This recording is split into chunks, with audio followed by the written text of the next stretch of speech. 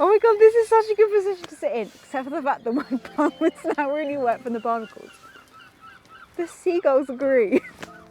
Hi everyone, my name is Elizabeth. I'm a marine biologist and a scientific artist, and today I am at my local beach, the beach I grew up in as a kid, Isle of Sheppey, on this stunning winter's day. But now I live in Scotland, so actually it feels more like summer coming all the way down to the south of England, so I'm going to enjoy my nice little mini summer holiday on the first couple of days in January. And as you can see, today is an absolutely glorious day. And it's perfect because today is all about colour.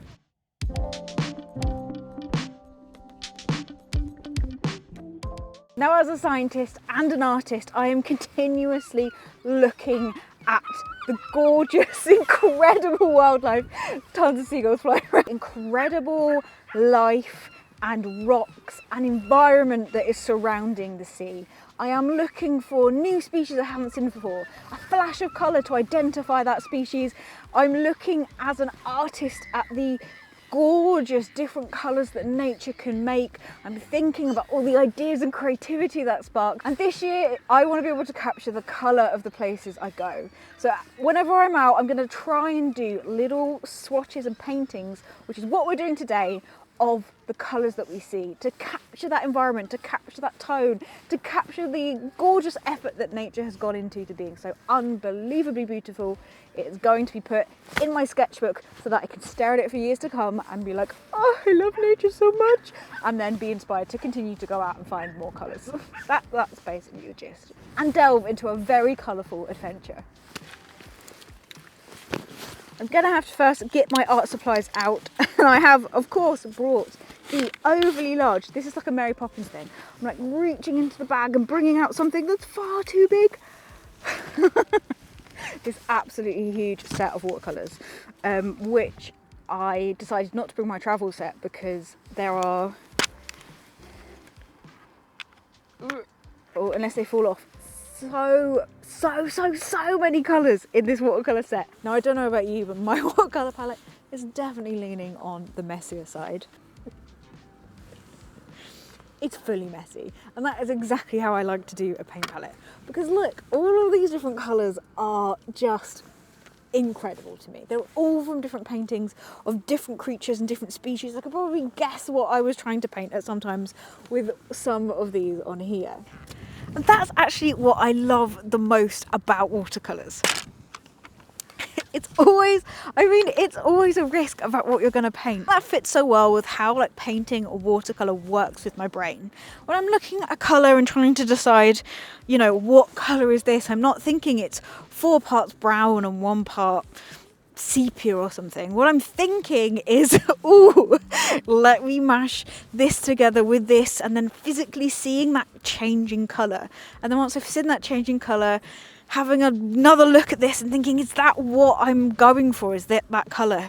And that, doing studies like this really helps me work out actually what different colours are and what it is that you're going for. But that's why I like watercolours, is that you can experiment, you can keep mixing and keep painting, and even putting a layer down and putting another one on top.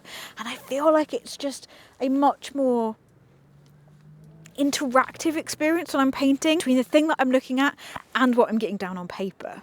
Let's see what incredible colours we can collect from this gorgeous landscape. Definitely the colour of mud.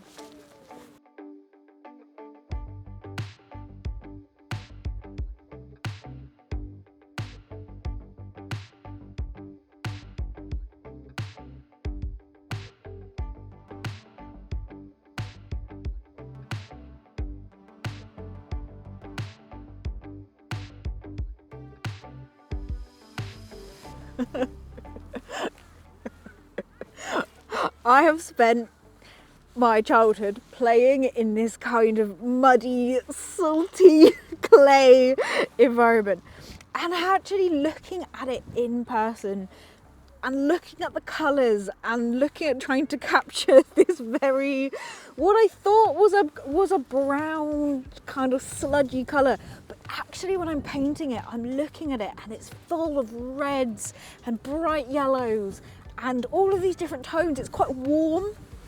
I'm gonna rinse these off. messy, all gone-ish. It's quite a warm colour, and looking at it through the lens of colour is really interesting because it's focusing you down onto this really small aspect of something. So in a world where sometimes you can get caught up in the big things, going along and looking just at the colour of something in nature is taking you from looking at these big world problems to looking at something on a tiny beach and a tiny thing on that tiny beach and the colour of that thing on a tiny beach. And I'm finding that's just so refreshing for mental health headspace, for just being reinvigorated in nature and just being really present in the moment. And I'm having an absolute blast doing so. I am sitting here painting on this, like, it's called a groin. There's a bit of wood which is now coated in barnacles because the sea comes right in and right up, and this is to help stop kind of coastal erosion and all the pebbles moving down the beach. It kind of captures it. Which I won't say it's not the most comfortable sitting location, but it's really like awesome to be sitting here and looking at all this stuff. But in particular, what I want to try and capture the colours of are these things here. You might have heard of me talk about them before. They are barnacles. Now, typically with the barnacles, I get a bit fed up with trying to capture the colour. They're not only are they difficult shapes to draw, so you're already spending a lot of time sketching them, but they take on a lot of the colours of the things that are around them. So here, yes, they are white and grey, and you could do white and grey and black, but actually they're covered in silt, they're a bit grimy, there's lots of browns in there, but there's also lots of greens because these little bits of seaweed is getting in there. Some of the bits have a bit of metally kind of corrosion-y colour on them, and they're much brighter sometimes on some of these rocks here, and I always get slightly frustrated, so I'm going to go in and try and focus and get some of those greys and greens and blues and plains and things to try and really focus and capture the colour of my beloved barnacles. How can I complain about them? I shouldn't even be saying this, oh no.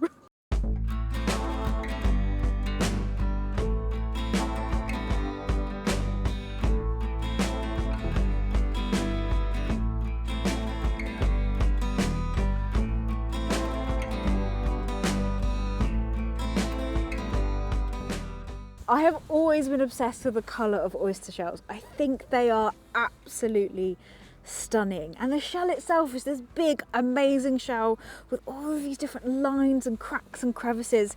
And they just have this most like stunning colour. I've got a documentary kind of style video on this actually, because a lot of the oysters in the UK are invasive, and native oysters, which are not these ones, are really quite endangered and really quite threatened. So if you want to go and find out about that, you can go check out that documentary. But growing up here, there are tons and tons of these Pacific invasive oysters. But not knowing that they're kind of invasive, everyone falls in love with these kind of oyster shells because they're so stunning, because they're so big, because they're so like sea lifey, and I think they're easy to identify as well. If you can tell someone that this big shell with all these beautiful lines on, which is actually, now I realise, an ID feature for an invasive oyster, is a much more 3D line, rigidy kind of shape, which is so interesting. But because they're made of this shell material, this calcium carbonate, they're one of the few things on the shore that turn kind of this bright white colour, which is really cool. I mean, this shore is muddy and murky, and there's loads of sand and silt and lots of green seaweed that gets into all the bits and crevices and things. But oysters can be bright white, and they just stand out in this landscape with beautiful purples and blues and reds, and then this gorgeous bright white colour, because they've been ground down by the ocean. They're so smooth that they're constantly being churned around in the ocean and just get this beautiful smooth white surface. God, I hope I can try and capture the colours of this.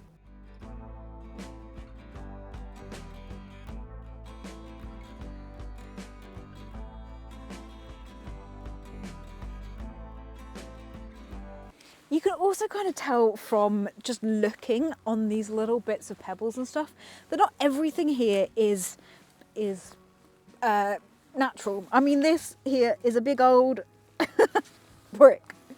and so is that. And there's a weird plastic arch thing there, and another type of man-made thing that it's just littered around. This is for a couple of reasons, and something that is completely classic with this beach, and I want to try and capture the colours of it, because you can find some really random stuff washed up here. It's mainly because I'm on the Isle of Sheppey, which is in the Thames estuary, and it means that, which for geology reasons, it means that everything's eroding. There's cliffs over there, and if you walk under the cliffs or near the cliffs, you should be careful because of the erosion, but also you'll just see big blocks and bits of buildings and things that have fallen in over time. And because it's also near the Thames estuary, it's near London, it was used a lot in the World Wars, there's lots of people who've lived here for quite a while, and so there's lots of stuff that gets stuck in the mud. You can find bullets and things like that. I've got a video on that, and all of this stuff just kind of gets churned and washed up and stays in the area, and so you'll end up with not so much as litter, but just lots and lots and lots of man-made things that are just washed up from falling in or washed up from sunken ships, literally, and stuff here. So I want to be able to capture that in the colours as well, because that's such a classic part of this beach. And growing up, you know, I didn't go searching in rock pools. What I went searching in was tyres. There's tons of tyres out there in the mud. You get your arm in and stick it around and pull out all these crabs. Which I had fun doing, but actually finding now as an adult, I'm enjoying the rock pools. But that's like a classic thing with this beach. It's just like nature taking over and being mixed in with man-made stuff, which, you know, going on to the fact that I then went on to learn about, you know, biofouling, sea life growing on man-made things. I mean, is it any wonder? This beach has influenced my life so much.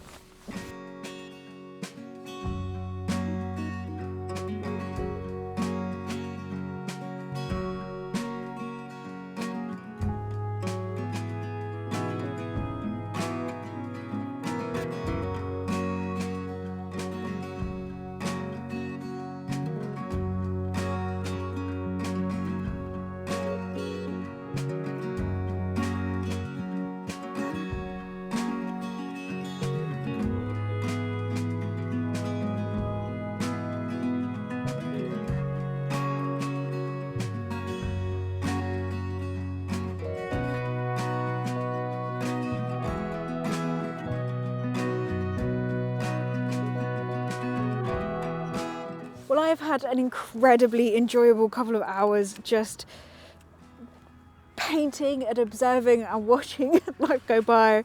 I've got this page of colours. It started raining at some point, of course it did, so I had to shut the book quickly so it bled on this side a bit. But I've got, I think, a real selection of colours here that I think even if I didn't label them, which I will, I need to remember to do that, I need to remember to label this, that I'd be able to look at this page and go, this is this beach. It's got the classic, just tons and tons of this kind of muddy, oh, that's not dry yet. Oh no, I've smudged it. Oh, what are the dots? You know what?